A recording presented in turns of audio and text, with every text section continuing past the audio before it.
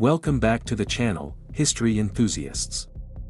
In today's episode, we explore one of the most intense, yet often overlooked conflicts in modern history, the Korean War. A war that took place from 1950 to 1953, but whose consequences are still felt around the world today. But what made this war so deadly, and why is it often forgotten? Stay tuned as we dive deep into the forgotten battles, the global impact, and the heroes who fought in a war that shaped the modern world. If you love these stories, don't forget to hit that like button, subscribe, and click the bell icon so you never miss out on our epic historical deep dives. The Korean Peninsula, once under Japanese rule, was liberated in 1945 at the end of World War II. But the victory came with unintended consequences. Instead of uniting the Korean people, the peninsula was split in two. The Soviet Union controlled the north, while the United States occupied the south. The division at the 38th parallel created two ideologically opposite states, Communist North Korea and Capitalist South Korea, as tensions between the superpowers, Soviet Russia and the United States, escalated into the Cold War. Korea became a flashpoint. The North, under the leadership of Kim Il-sung, began to grow more aggressive in its ambitions to reunify Korea under communist rule. Meanwhile, the South, led by Syngman Rhee, was struggling to solidify its government and fend off the growing communist threat. On June 25, 1950, the inevitable happened. North Korean forces, armed and ready, launched a full-scale invasion of the South. With Soviet backing, North Korea's military was well-equipped and well-trained, while the South Korean forces, though loyal, were ill-prepared and vastly outnumbered. In a matter of days, Seoul, the capital of South Korea, fell to the invaders. The North Korean army swept southward, pushing South Korean forces, and their American allies, into a desperate retreat. This rapid advance sent shockwaves through the region and the world. The communist threat was no longer a distant concern, it was at the doorstep of the Pacific. At the time, the United Nations was still in its infancy, but it quickly responded to the invasion. The Security Council called for immediate military assistance to South Korea. Led by the United States, a multinational force was assembled, including troops from nations like the United Kingdom, Canada, and Australia.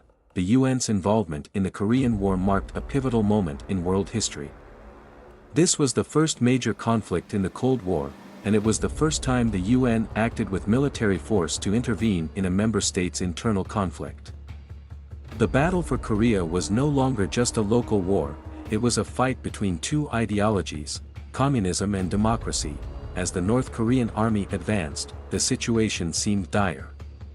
By September 1950, South Korean and UN forces were cornered in the southeastern corner of the Korean Peninsula, at a location known as the Pusan Perimeter.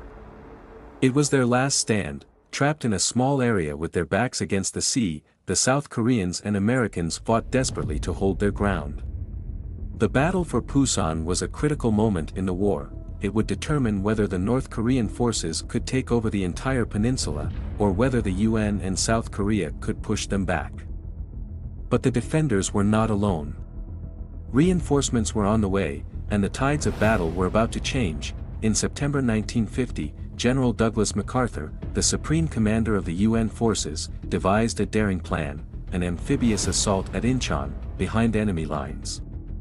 This would not only relieve pressure on the Pusan perimeter, but it would also strike a devastating blow to the North Korean supply lines and military leadership. The landing at Incheon was a stunning success. The North Korean forces were thrown into disarray as UN forces rapidly liberated Seoul and pushed the invaders back.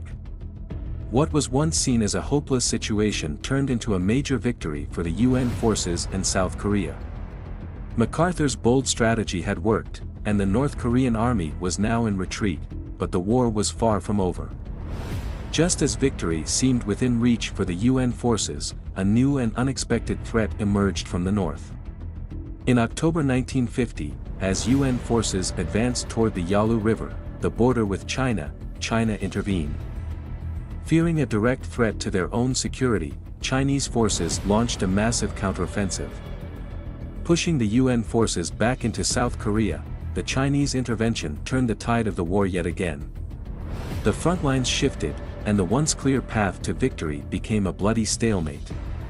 The brutal winter conditions and the overwhelming numbers of Chinese troops made it clear that this would be no easy victory. As the months turned into years, the Korean War became a war of attrition. Both sides dug in, fighting for every inch of land. Trench warfare, air raids, and battles for key positions defined this brutal stage of the war. The human cost was staggering, with millions of lives lost or affected by the conflict. By 1953, both sides were exhausted. Negotiations for a ceasefire began. But peace remained elusive. The war had reached a stalemate, with no clear victor in sight. Finally, on July 27, 1953, the Korean War ended in an armistice agreement, though no formal peace treaty was ever signed.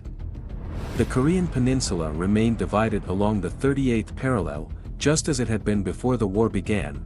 Today, the Korean War is often called the Forgotten War, overshadowed by the World Wars and the Cold War that followed. But its impact cannot be overstated. The war shaped the future of East Asia, defined the borders of North and South Korea, and set the stage for the ongoing tension that still exists today. The Korean War was a brutal conflict, one that claimed millions of lives and left deep scars on the people of Korea and the world.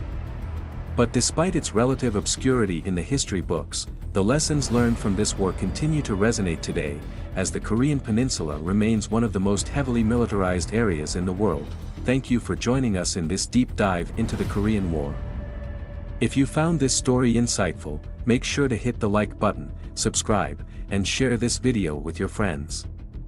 The Korean War may have been forgotten by many, but its legacy remains, and the lessons learned continue to shape global politics today.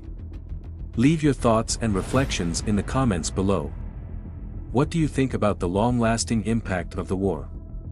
We'll see you in the next episode.